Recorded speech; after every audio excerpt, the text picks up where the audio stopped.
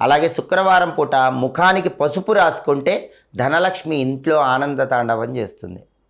శుక్రవారం పూట ఆడవాళ్ళు ప్లాస్టిక్ గాజులు వేసుకోకూడదు. బంగారు గాజులు కానీ మట్టి గాజులు కానీ వేసుకోవాలి. బంగారు గాజులు లేకపోతే మట్టి గాజులు వేసుకోండి. శుక్రవారం మాత్రం ప్లాస్టిక్ గాజులు వేసుకోకూడదు. శుక్రవారం పూట పాలు, పెరుగు, చింతపండు, ఉప్పు ఇలాంటివి ఇతరులకు ఇవ్వకూడదు.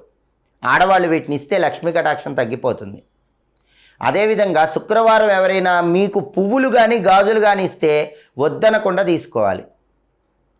శుక్రవారం విడిచిన వస్త్రాలు ధరించకూడదు. అలాగే గుమ్మం శుభ్రంగా ఉంచుకోవాలి. శుక్రవారం ఆడవాళ్ళు ఏడవకూడదు. శుక్రవారం ఏ ఇంట్లో ఆడవాళ్ళు ఏడుస్తారో ఆ ఇంట్లోంచి వెంటనే లక్ష్మీదేవి బయటికి వెళ్ళిపోతుంది. శుక్రవారం ఇంట్లో జుట్టు విరబోసుకొని తిరగకూడదు.